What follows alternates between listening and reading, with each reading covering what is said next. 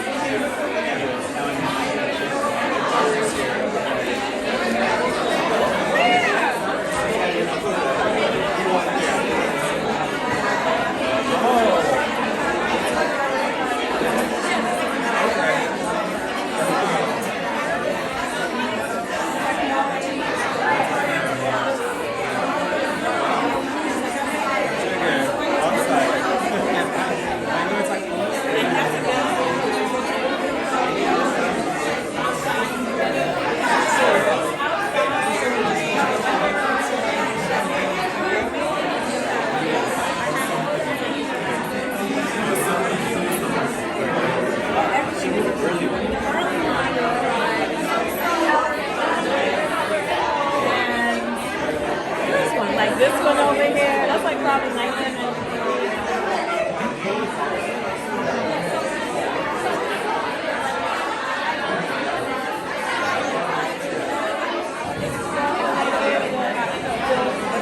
Did all of this stuff. So I'm thinking about all the different forms of photography. So there's cyanotypes, there's women, but these are my neighbors. There's so much in here. I mean, there's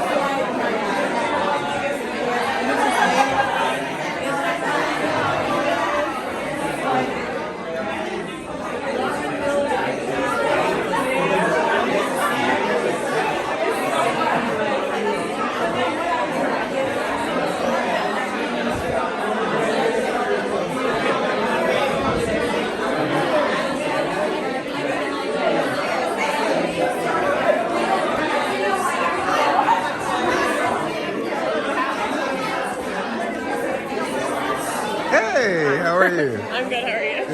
Good.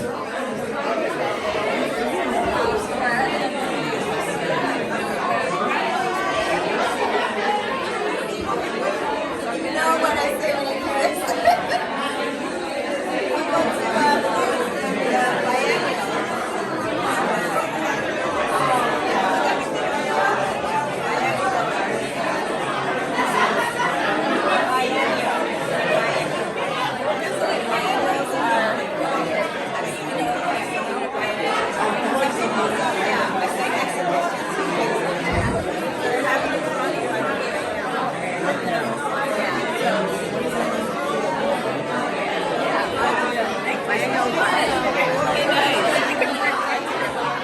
I finalize like the separations. They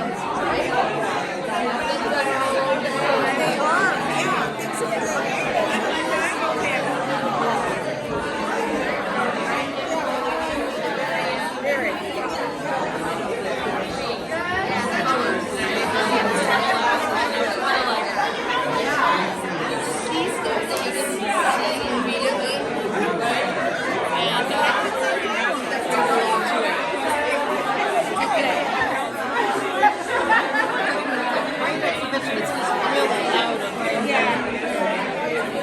Niger girls.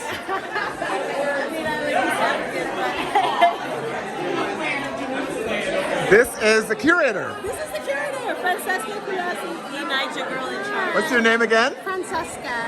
And why did you title it Burnt Sugar? Oh, well, because it's about the history of sugar and the transatlantic slave trade, and so I wanted to have the burnt part to, invoke some bitterness because the slave trade is horrible, and sugar is sweet. That's it. And you know what I love? Because as somebody of diaspora in the Caribbean, to have people from the continent engage with the experience of slavery. Because one of the things that an artist named Claire Carew has this statement that says basically, did you miss us when we were gone? So I'm curious about that dialogue between the Caribbean folks and the folks on the continent about how did you memorialize or your history in Africa memorialize the people who left and were gone and were missing. Yes. So to see this connection is so important. And I'm seeing more memorializing also on the continent in various ways. Because I was curious about that, about, like we don't know like who, where, but some of you would have, your families would have lost people. And so that's like that continuity somehow. So I love that. And even when you talked about the cassava, I'm thinking, oh, in Jamaica, we make bami. What is that? We use cassava to make bami. And in Venezuela, they use cassava to make arepas. Yes. Right? And everybody used cassava to make those flat things. Yeah. So we figured out ways to consume it without it being poisonous. Yes. Right? Yes. So I love that through line of so many connections. That surely comes from that history of the people who came. Yes, the connection. Yeah. Yeah. So I think it's beautiful. Thank you. Thank you so much. Sorry I was stuttering in the beginning. I was nervous. I didn't even take that because I came in and I said, no, let me let her relax and do her thing. And I'd come talk to you after. No, you're fine. Thank you. Everything you said, when you talked about it, it was on point. You're a human being. We've learned to be generous and gentle with ourselves and each other. You're not the first one who gets up there and does a little bit. Everybody is. They just figured it out. And the more you do it, in another few years after your 10th curatorial project, right? No, it'll be in the bag. It'll be in the bag. Yeah. It's great. Just start where you start. You were amazing. Thank you. And look at the show you produced. Look at what you put together. Yeah? Do you know Danny? Donna? What's your name, Donna? Nurse. I know that. Donna Nurse. That's what to say. Donna Nurse. Yeah. That's nice. Yeah, I know of you. Thank you. A little color still while we have some nice weather. I mean, look at this. Look at color, print. Right? Yeah. And melanin popping. I love it. Anyway, thank you. What's your name? Shia. And yourself? Douglas. Nice to meet you, Douglas. Nice to meet you.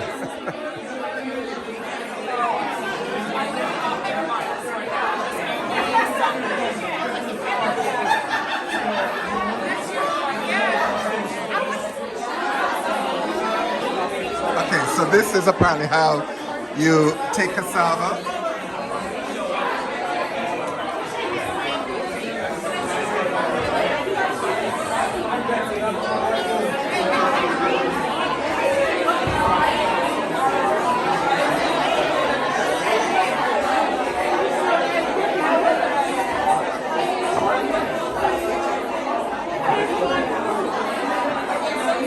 Interesting, eh?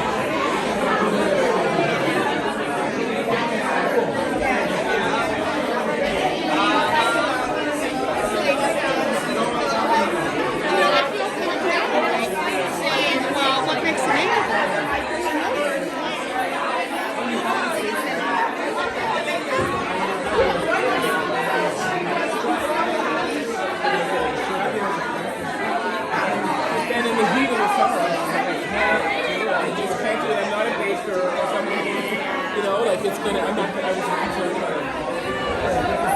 Nice to see you too. Can I get a picture? This is a great photo. Hey, if I was just gonna know them, oh, the black and white.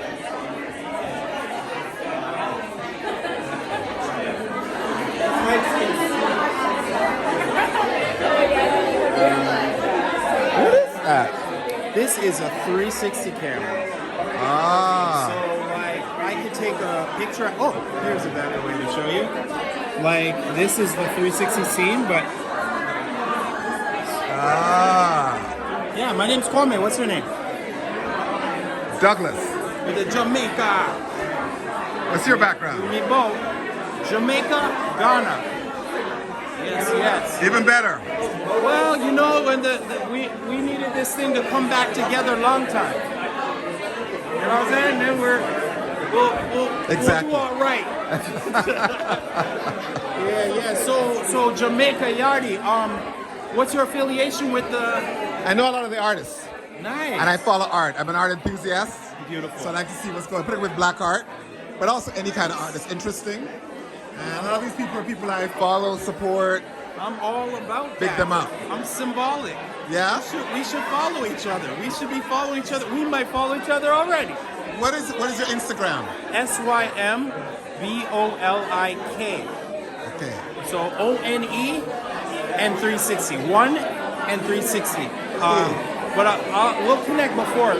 Actually, see when this connects, ties up my phone, but then I disconnect it.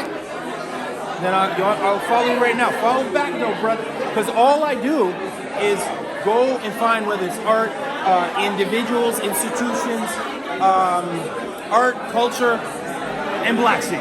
Brilliant. Are you That's what new I'm in the about. city or you've been around for a while? Since I was a wee baby. Oh, wow. Born How come we have- born in Jamaica. Yeah. And I came. My name is Kwame. Right. Yeah. So I was from the hip hop. Yes. I studied art, Ryerson, then now Toronto Metropolitan. So it's a bachelor in fine art, Right. and always into the tech, the culture. But yeah, there's a lot to be said about using our superpowers with maximal impact, and this is why I love this right here. They're thinking about things like that sugar, those commodities, and it's something that to this day though is still happening to black people. So us, when we start thinking about something, what's going to happen is we're going to do something about it. Brilliant. I'm simple. Clo-Glo. CLOGLO. CLO? CLOGLO.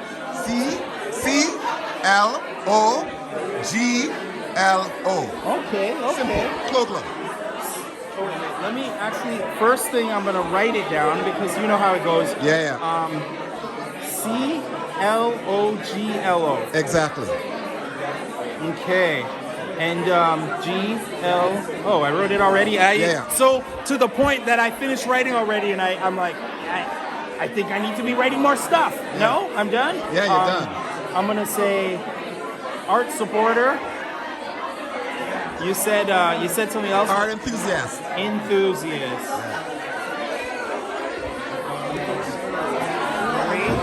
And let me look you up right now and follow.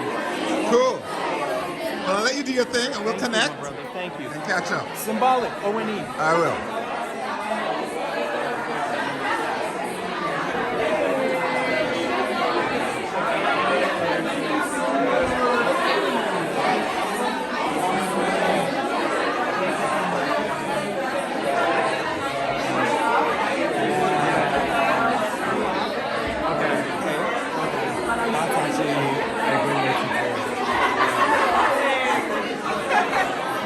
That was a nice, relaxed kind of lean.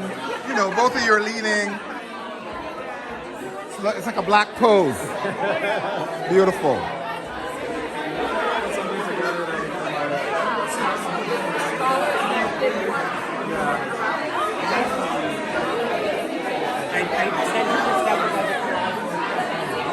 Hey, stop following me around.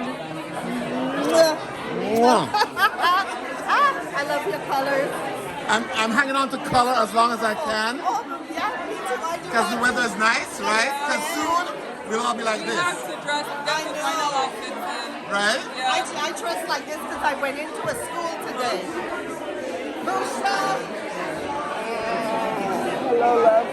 Congratulations, it's lovely. Where's your piece? It's all up to you? It's all up to So what does that mean? Tell me So about it. that references a document that was produced by the Barbados government, and it was called Advice for West Indian Women Recruited to Work in Canada as Household Helps. Right. So it's referencing the West Indian Domestic Scheme that ran from 1955 to 1967, and my mother came to Canada under that scheme. And almost every other Caribbean person I know, their mother, their grandmother, their auntie, some female relative came under that scheme. So that's what I'm referring to with this piece. Yeah. It's funny, I was watching. Hey! I was watching Diane Abbott, a tribute to her today, and she talked about how her parents came as, rural Jamaican parents who barely finished school, and they thought her mother became a nurse. So the hope was that she just become a nurse, and if she did that would be great. But then she became a member of parliament. Exactly. So, and that thing about honoring the legacy of our parents. So that's amazing, honoring the legacy of your parents. Jean Augustine came under this scheme. Aita's mother came under this scheme. I didn't know that. Like if you talk to most of everybody, Yeah. they all came either under that scheme or later. Right. Yeah. Right. Yeah. Well, even if they came and didn't do domestic work for that long, it was a way to get into the country. Yeah, they only had to give 1 year. So Yeah. they had to be 18 to 35, single, with that, I don't think, no dependents, I don't think. Grade 8 education. Right. And pass a medical exam. Wow. Yeah. Brilliant. Brilliant. But let me not keep you from your public.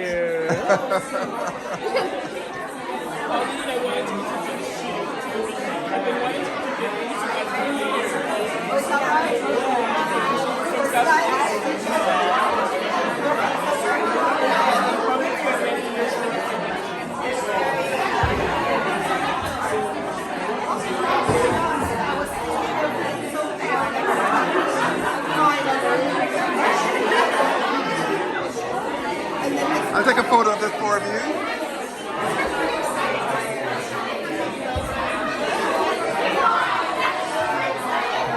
Thank you.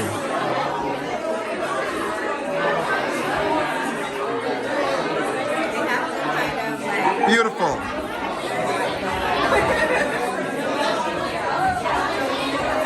The best.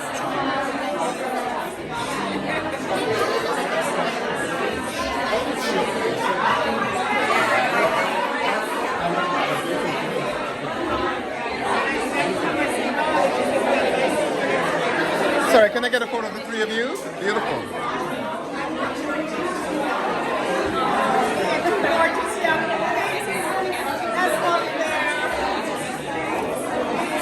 Thank you. No, don't be sorry. Hey.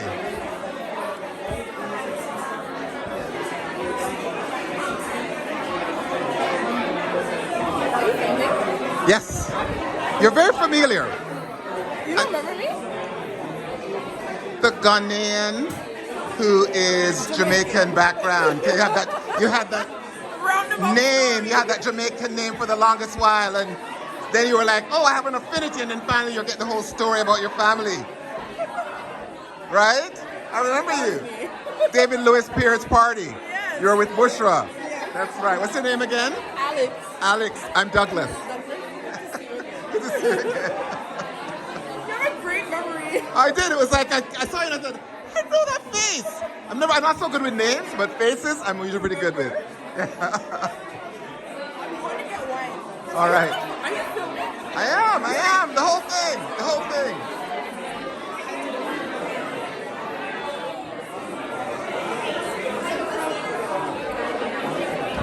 And then the fourth one was dark creation.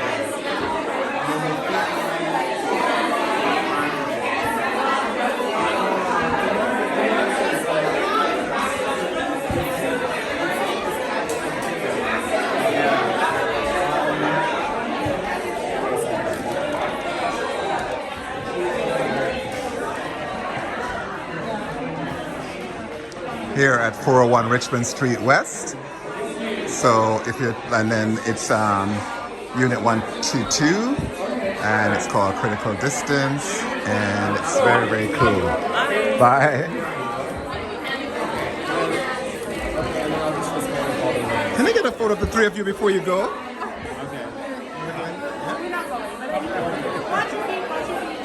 All right. Oh dear. 1, 2, 3. Thank you. Thanks.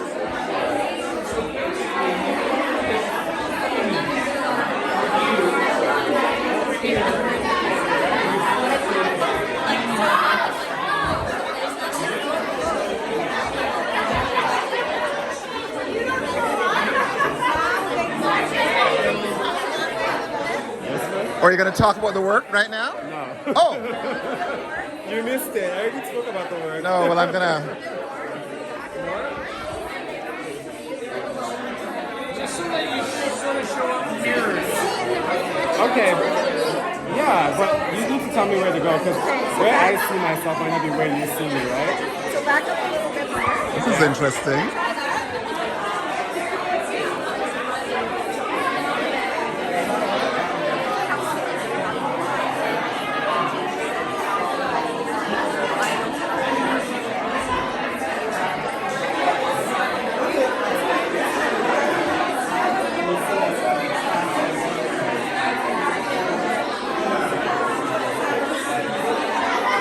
Get those shoes.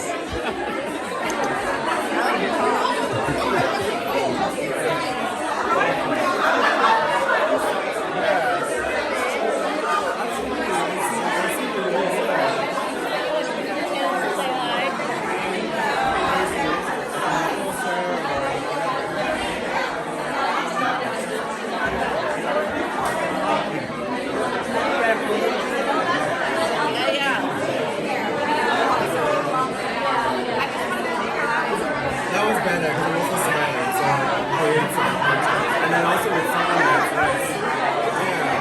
Very good at sending that.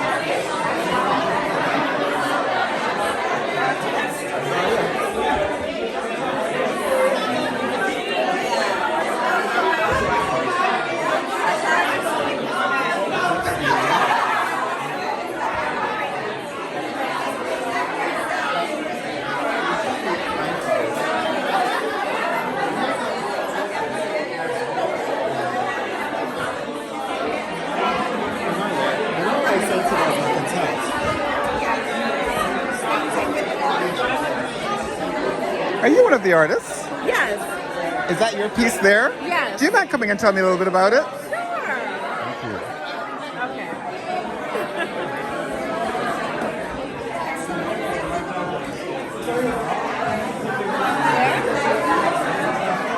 Let me hear for a little bit. I know. But it's resilience. So what's your name? My name is Adama Delphine Fawundu. Okay. And what's the piece? We'll talk about it. So this piece is called A Scroll, the Toronto version, ... It's transformed. It started off as a BK scroll, then it changed to And It Don't Stop. I called it And It Don't Stop because it's a continuous thing. I think about how we continue, given our long ancestral energy and knowledge and intelligence, and how all of that continues. So we are ongoing stories. Even when we leave, we pass down and another being is in it, right? And we're connected just because the same air has been here since the beginning of time. So I'm really interested in the idea of ancestral memory, storytelling. So much of this is really personal, from the first photographs that I've taken back in 1993 to current photographs, archives. I think about the fragility of memory, how we think we know, but do we really? The reconstruction of history, of his story, right? But also the importance of legacy. And I think about the circular nature of these stories rather than the linear one. The piece is a construction. There's a lot of sampling going on. There's raffia from Sierra Leone. My grandmother was a textile artist born in Sierra Leone, so I'm always referencing the textile, but I'm a photographer. So this is so much photography in different forms, from older forms like the cyanotype to the photolumen. I mean, there are negatives in here. You know, it's so much. I mean, it's layered and layered and layered and layered. But there's some Toronto, well, Ontario history in here as well, because depending on where I go, I try to get a little bit of that story and then include it. So it's going to keep growing. Beautiful. Thank you. You don't stop. Don't stop. I love it. I love it.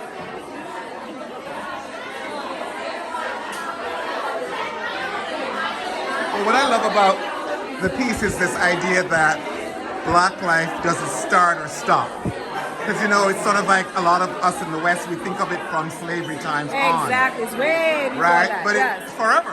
Exactly. And it will go on forever. Exactly. Right? Absolutely. In whatever form it looks like, even when we have to fight. Exactly. Struggle. Exactly. So, but and it's also complex, right? Like you Very. said, all the different materials, because we all are. Absolutely. So it's a brilliant metaphor for Black life and yes. Blackness and Black people Absolutely. and Blackitude. Yes. Yes. Brilliant. Thank you. Absolutely. What's your name? Douglas. Douglas. Nice to meet you, Douglas. Are you an artist? No, art enthusiast. An art enthusiast. Yeah. Okay. I support, I follow. I know the other people here I know that like Okay. Bushra was the Okay, one who kind of nice, sent me the invite, and I was like, oh, of course I've got to come and support her. Yeah. Well, thank you. Oluche I've known for a long time as well. So Okay. yeah, so it's good to meet you as well. Same- Another artist, so same now I'll here. follow you. Yes. Nice to meet you. You too. Thank you. Yeah, thank you.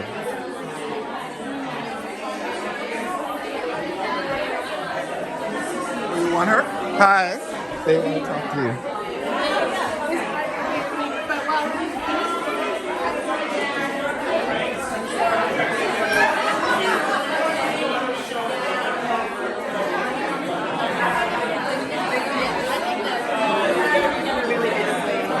Continuing to do this.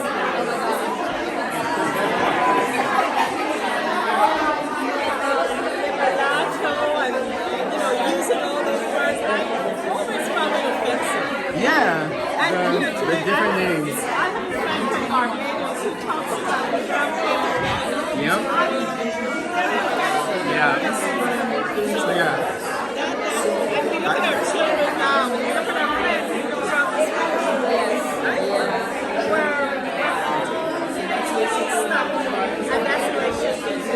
I love the fact that you monetize sugar. Slavery. That's Yeah. sugar. I've always said you have to monetize things. So I appreciate that.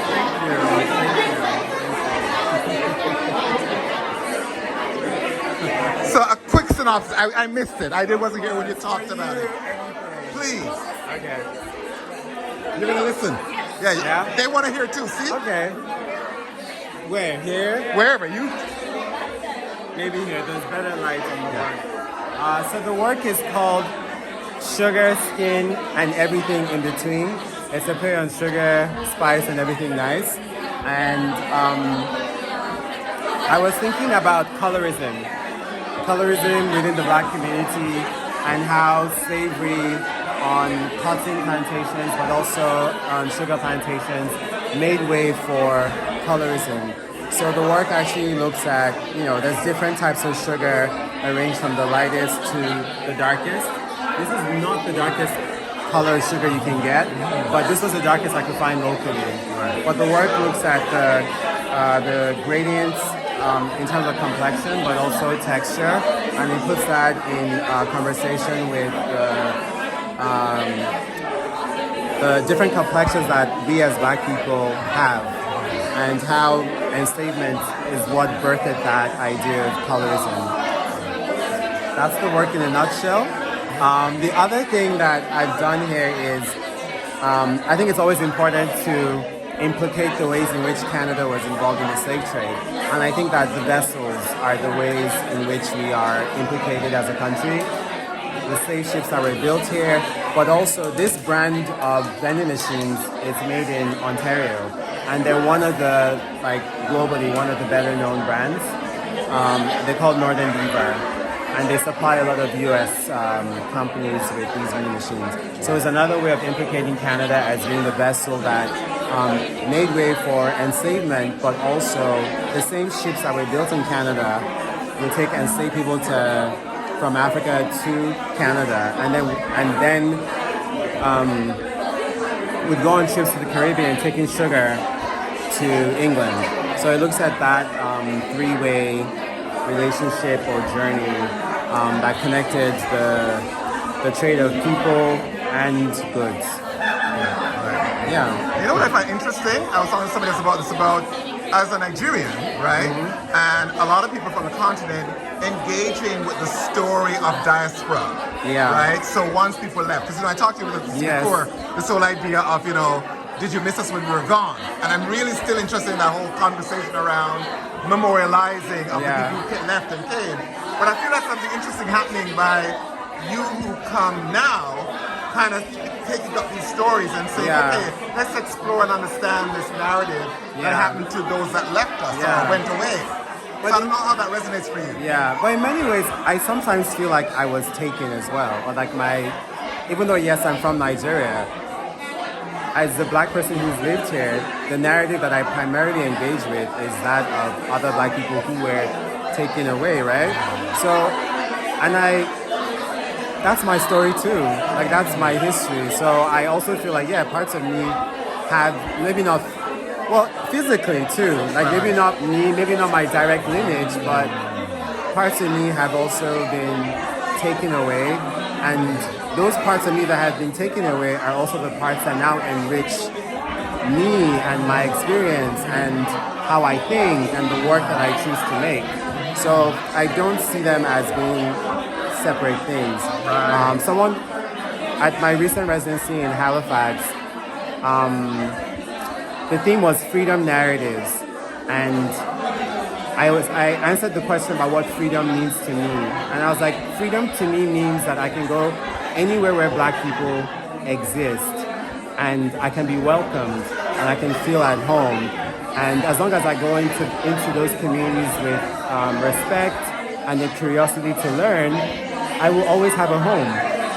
So, and these are homes in the places that belong to people who were taken. So if I can be at home in North Preston and have been the most welcomed I've ever been in my life in North Preston, then it's all the same to me.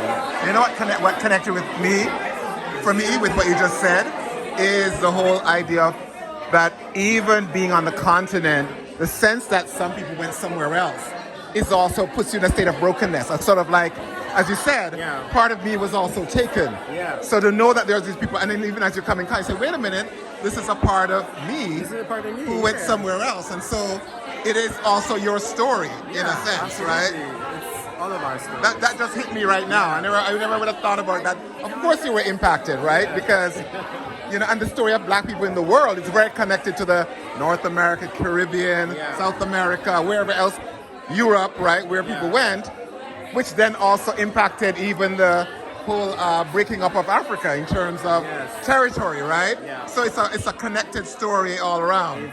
So that just hit me just now, the way you said that. Never thought about it that way before.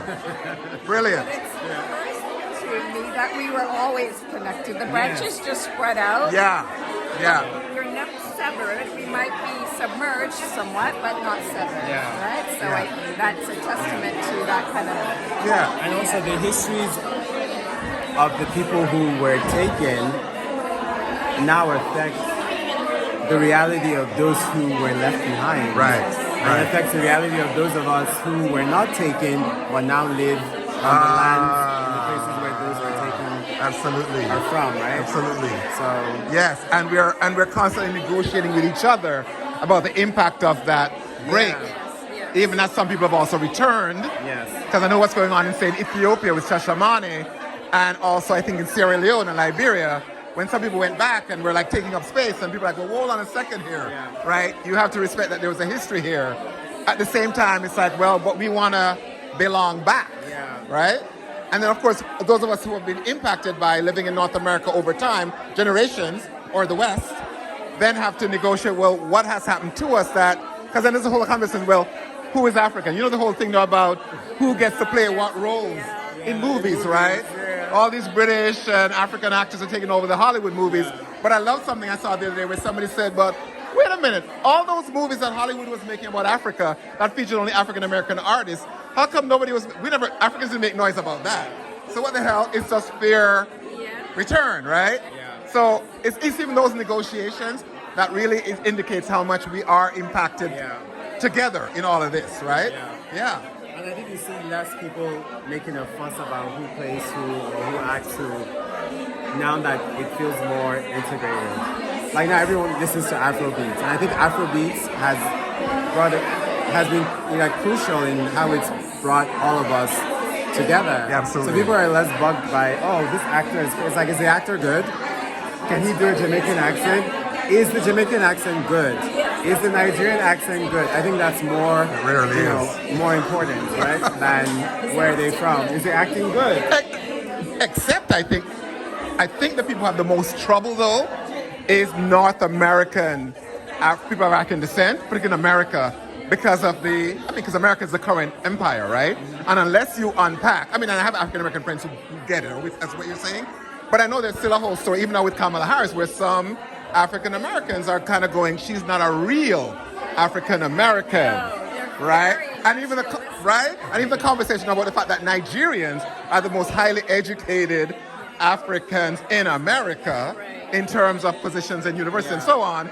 Even that's having people like, And so it's interesting to watch them. And I get it, right? Some of that is also about the history of lack, the history of not having access and still fighting and wanting a certain access.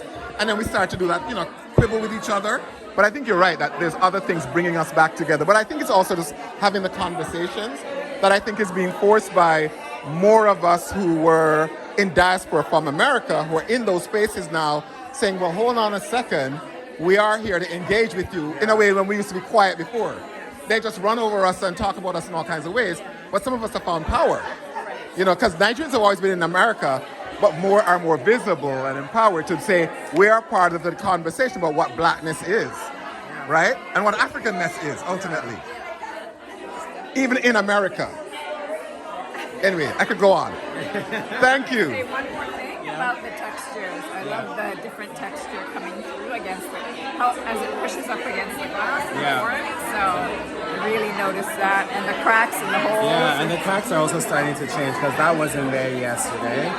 So it'll be nice to see how it shifts, over time. And also just thinking about the waves of the ocean, but these are not intentional, but now I'm okay, waves and then the blues, the ocean, it's the vessel, so all these things are just starting to...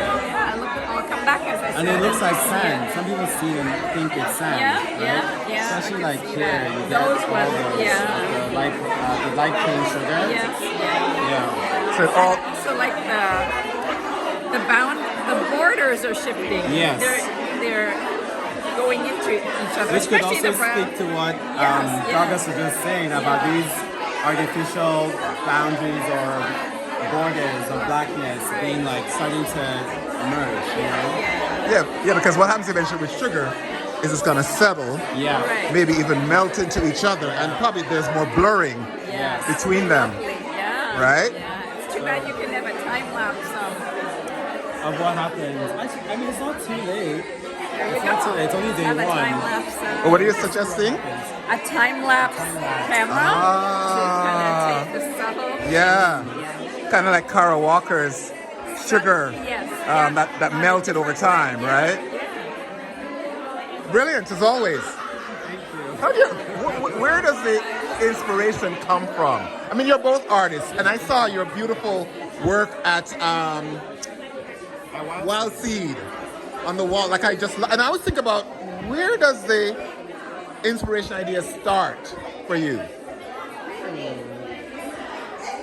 I wish I paid more attention to the moment where it happens.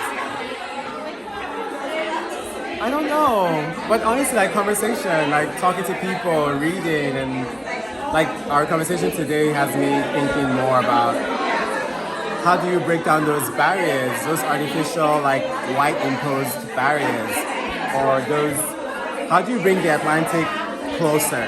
Like now I'm interested in like what does that look like in a body of work. You know, like is there a different way I approach this the next time where I just like pour in the random sugar one at a time and maybe have it, you know, be more playful than it already is. So play, I don't know, I just like to enjoy it and have fun. And yourself, Charmaine, similar? Yeah, I think he's right in the way that it's conversations and reading, because there are a lot of people who've done a lot of research. Yeah. And if I can even understand, you know, I tell Catherine McKittrick, if I can understand just a couple sentences, sometimes it's like food, and it just opens up so much more. So drawing from everyday people, but also looking at the deep and thorough research that other people have done is really It's like free information. I know some writers say the same thing, that their group of friends or their environment is constantly feeding them in terms of thinking about what's the next book they're going to write. So it's almost like the same with the next piece you're going to make, right? Because I always think of you as artists sort of like, I know you're doing a lot of work with, you know, the presence of Africans in Canada, right? Just across the board. So I was wondering if some of those framings make you kind of go, oh yeah, I'm continuing to build on that. But then new ideas pop in here and there, I right? spend a lot of time on Wikipedia, personally.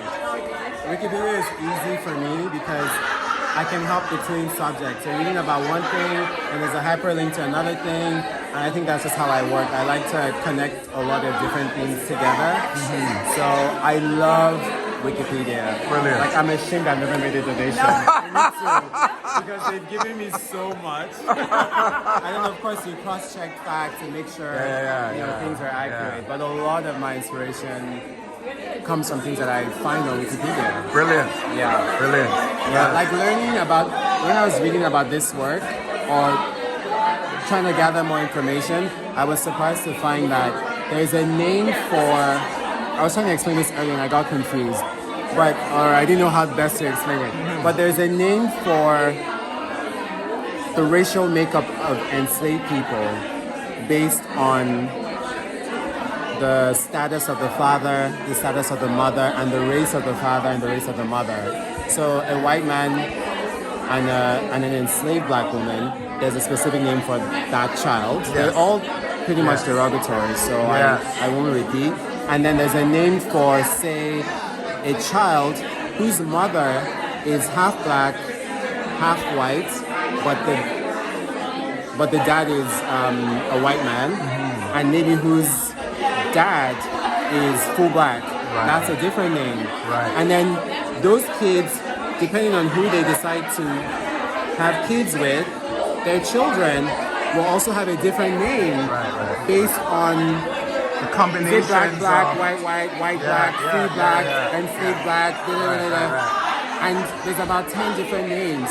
So it also just had me thinking about beyond the names, these different skin tones that would have resulted, and how sometimes the skin tone will not actually dictate what that person is, because you could get a dark-skinned child from a lineage of what might predominantly be white. So I was thinking about that idea of like skin in the context of how we've also manufactured these types of sugar, which is basically an addition or subtraction of molasses. And in some ways, like this idea of race and skin is also manufactured. It was interesting because when I was with Hank and moved around his space and he offered me a drink and we were talking about alcohol. And everything you said made me think, even when you talk about sugar, right? Different kinds of rum. I don't know if you ever see those posts when anybody posts about Ray and Nephew, right? Then you get the whole thing about Trinidadians punching. The Grenadians. And everybody has a different way. But even in Jamaica, right? Even when I was there, I didn't realize this. Because I thought, oh, Ray and Nephew is the strongest. And I was at a night, one of those funeral rites in Jamaica one night, and one of my aunts. And my cousin, I was kind of whatever. My cousin said, Dog, what have you been drinking? I said, oh, I just drank the rum on the table. She says, what? You're drinking Kulu Kulu? I said, what do you mean? What? Kulu Kulu. Kulu Kulu. And I said, Kulu Kulu, what the hell's that? She goes, no, that's a more raw rum than the white rum. So you're drinking a much more heavily concentrated alcohol than the white rum. I said, what? She said, you're acting kind of whatever. And then she said, but as long as you don't drink the John Crobati. I said, the John Crobati? What the hell is that? She said, that's even worse.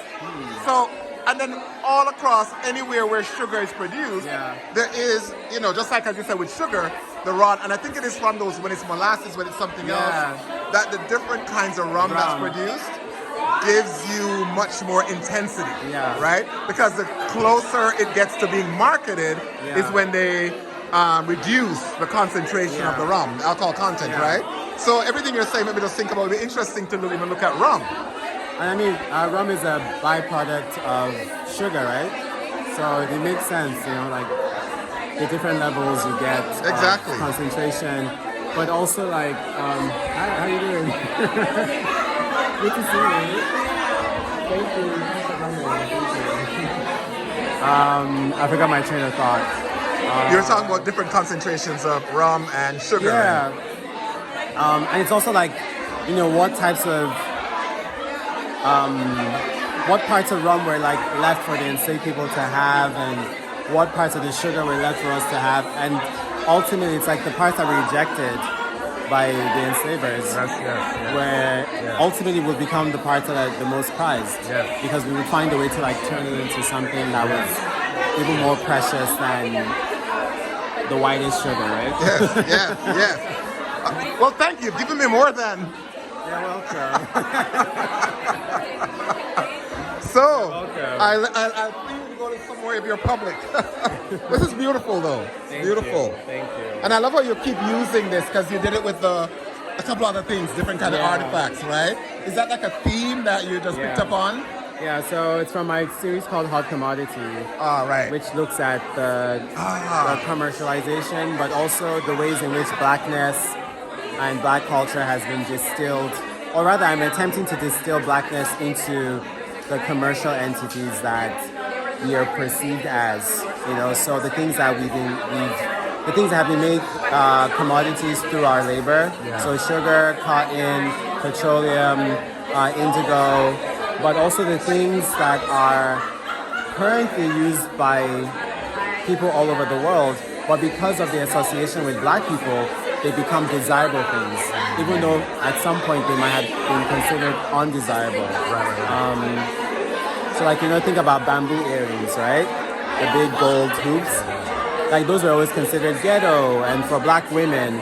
And then there's an episode in Sex and the City where Carrie Bradshaw is styled in a pair of bamboo earrings in, I think, early 2000s.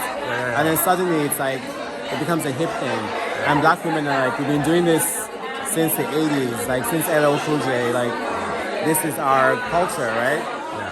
So it looks at a variety of things. So I have some of these will have like bottles of hot sauce. It'll have like durags, Afro pigs, soil. What else? Well, I'm going to blank. Synthetic hair. I have one with like little figurines of basketball players. So it also looks like the ways in which black bodies have been commercialized in the sports industry, but also the ways in which it's been sexualized. There's one that has like a giant black dildo in it, and it's the first dildo that was modeled after a black porn star. And of course, the greatest consumers of those products are white people. Of course. So it really looks, it's a very wide spectrum of ideas and objects. There's one that has a fictional product called Super Detergent, and it's a fictional product that I've invented, and it has the image of a black woman as Atlas, carrying the weight of the world, and it's a detergent powder. So basically, I'm trying to find ways to like symbolize or embody or like give a physical product to even just the idea of what black labor is. Yeah. Amazing. Boy, I could talk to you all the whole time. But other people should have you, too. They're all here.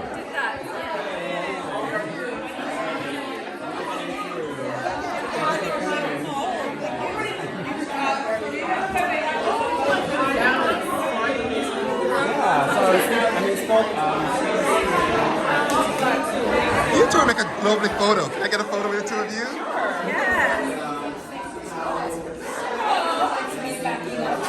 Thank you.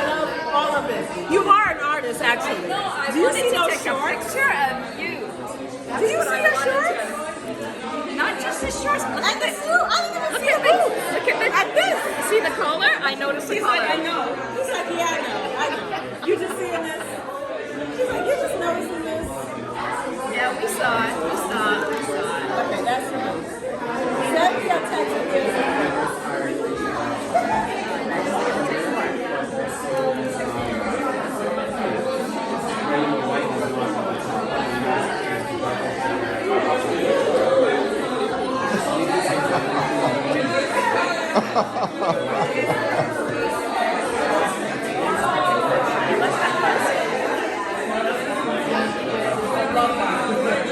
Of course, that's my signature, right? I've always got a camera coming. In the center. It's the camera. Right? You always shift it off you, but it has a different Love this work.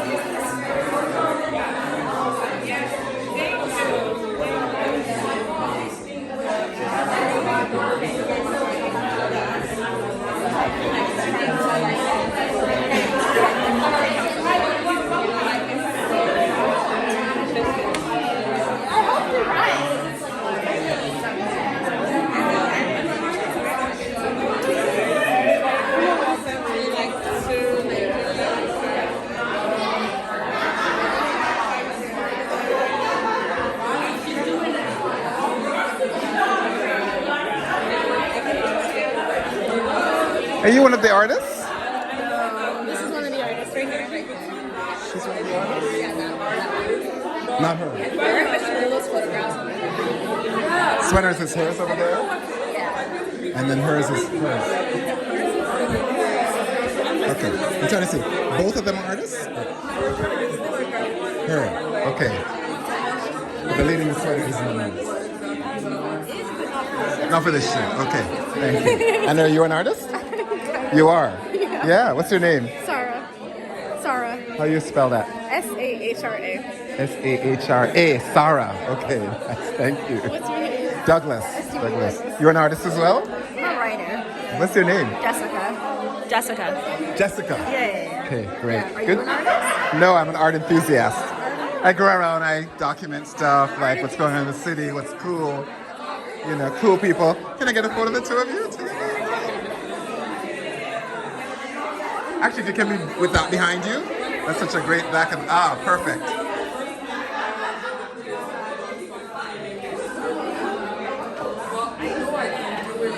Brilliant, thank you, thank you.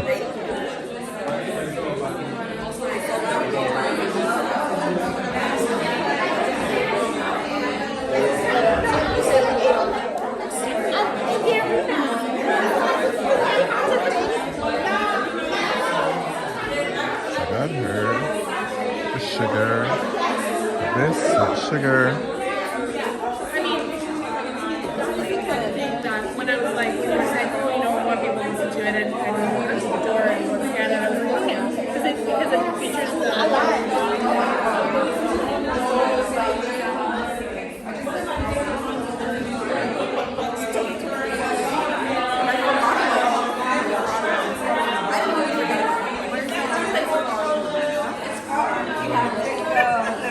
my God. I love seeing family together. It's the beauty of family. Who are you? I'm Douglas. Douglas. Yes. I was a young person with her many years. Years ago, this young man used to come into the school to do workshops with our students. Yes. Our anti-racist, equity workshops. Yes. Yeah. Yes. This is, so you know her as Miss Bullen, right?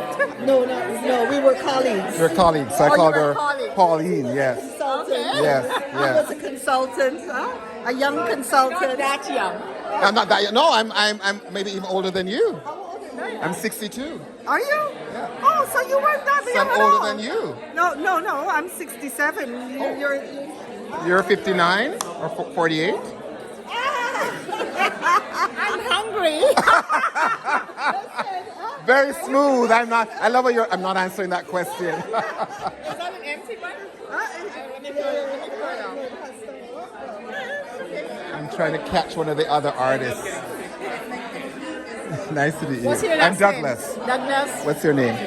I'm Joy Bullen. Joy Bullen. So you're one of your I'm family. your sister. Okay, nice. What's your last name, Douglas? Stewart. Douglas Stewart. Douglas Stewart. Yes. So are you a photographer? No, I'm a equity consultant, but I roam around and take photos. I'm self-employed, Okay. so I work for different clients.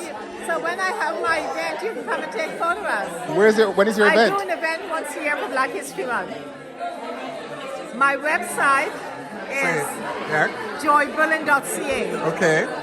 So, you're Yeah, and it's on there. Perfect. So check it out. I do an event every year in February. I profile Black musicians who are excelling in areas that you don't typically see Black musicians. Right. So I've worked with young Black composers, opera singers, classical singers, and next year I'm working with Shelley Hamilton, Black country singer, Perfect. where my message is we are country too. Beautiful.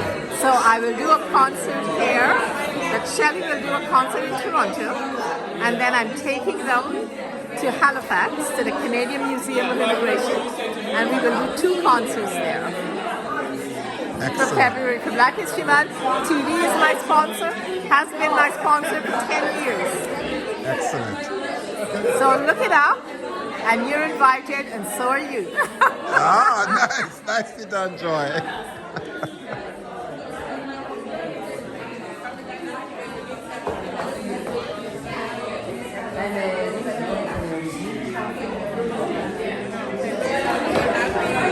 So that artist is for that piece. Is there any other artist? Is the artist for that piece here? No. Olushaya is for this piece. I saw. Yeah, I spoke to him. Delphine is for this piece, Yeah. and then Bushra is for that. Which Just for that five piece? artists. Oh, okay. Yeah. But I didn't. So that person's not here. not here. Oh, thank you.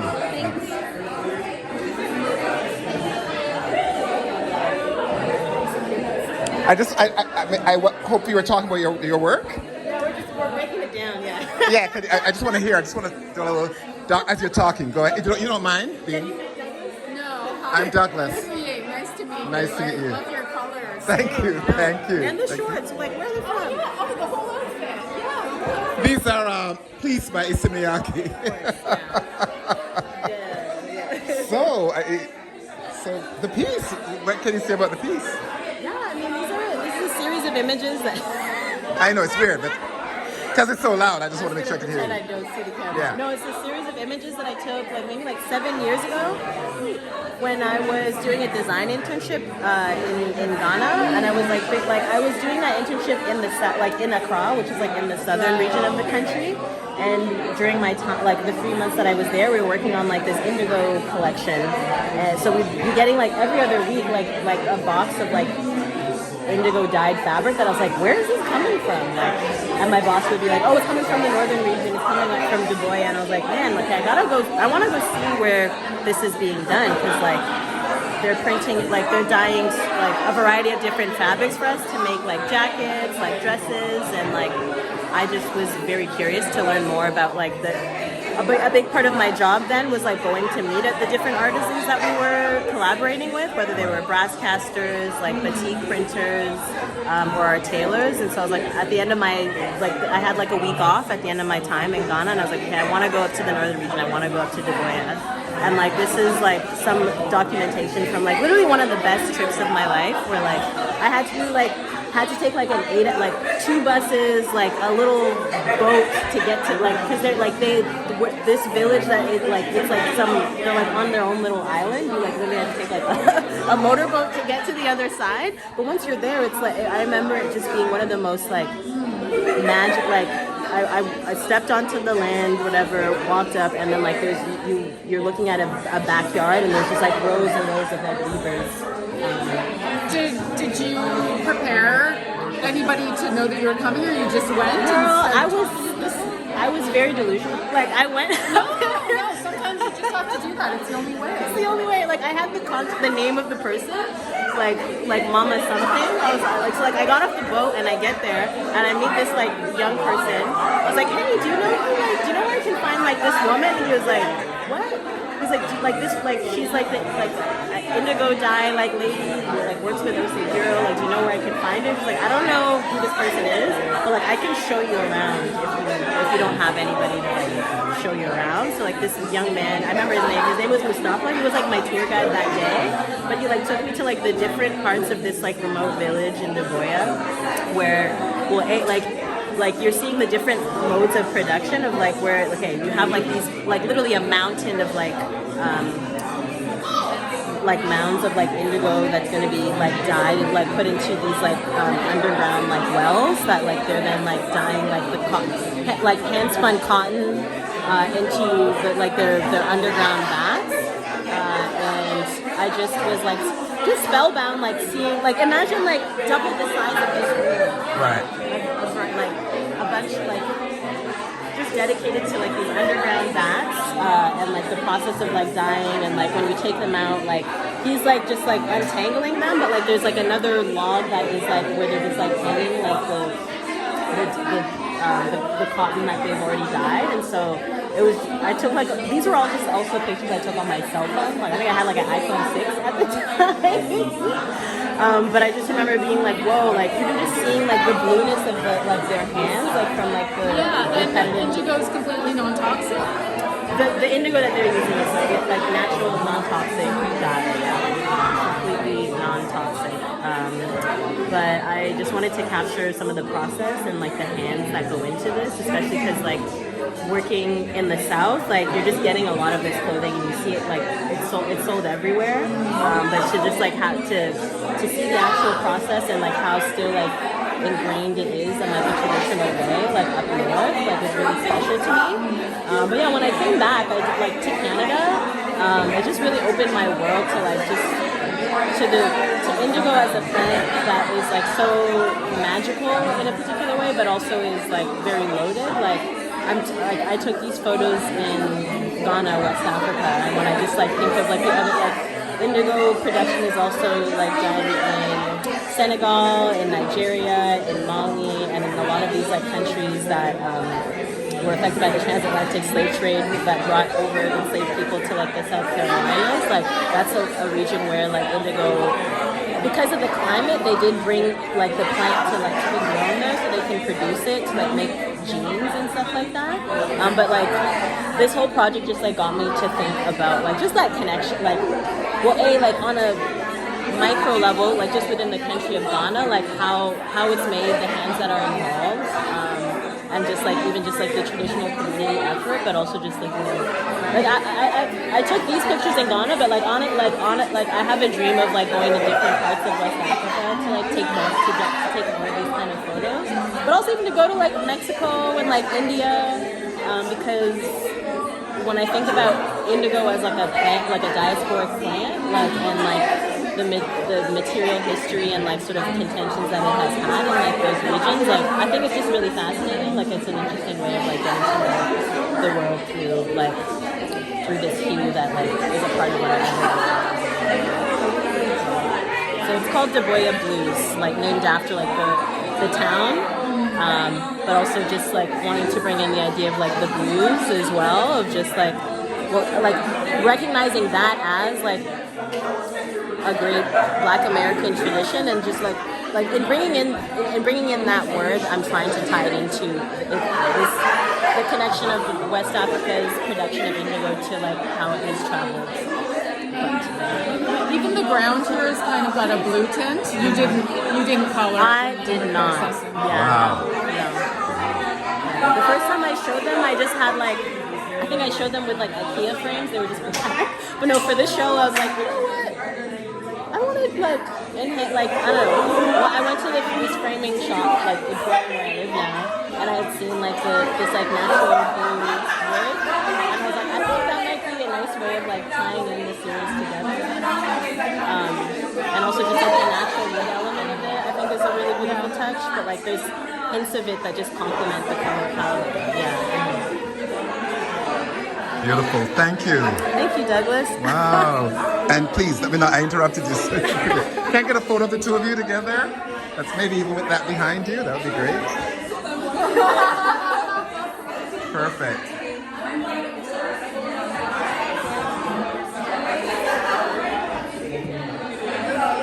Thank you. I'm curious if this is who did the dress. It's so beautiful. You know, nor black nor white.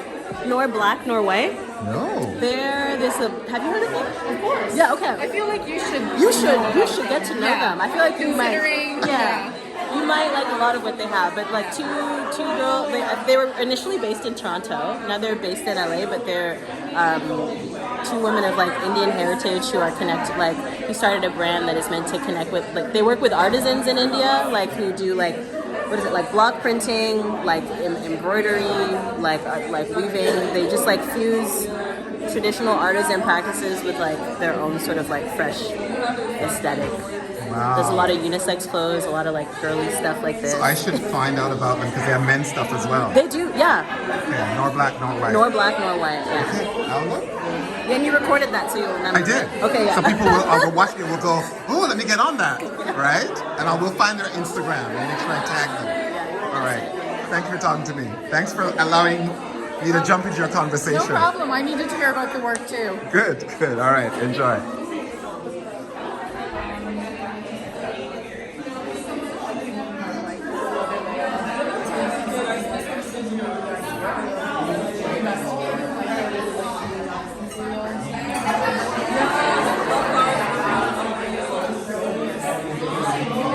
Wow, wow. Okay, Dougie. Sorry, can I get a photo of the two of you?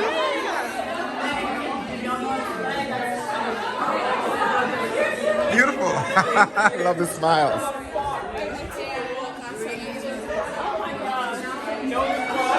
Okay, let's get out of here. No, the artist for this work is in here. So 1, 2, 3, 4,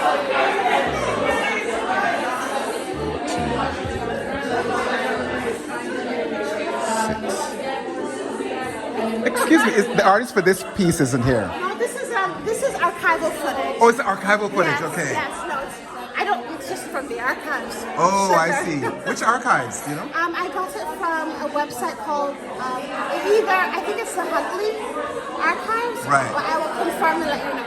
And do you know where it is that they're cutting the cane? You know where it's located? You don't know for sure. No, I do.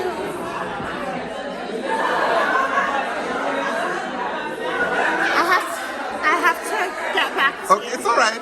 It looks like lots of places it could be, especially sugarcane across the Caribbean and South America. But the architecture says something about this specific location. Right. I just don't remember it. Oh, I see. This, yeah. Yeah, But I will. yeah. No worries. No I stress. feel like I forgot everything. No worries. No worries. No. Thank you. Great show. Thank you.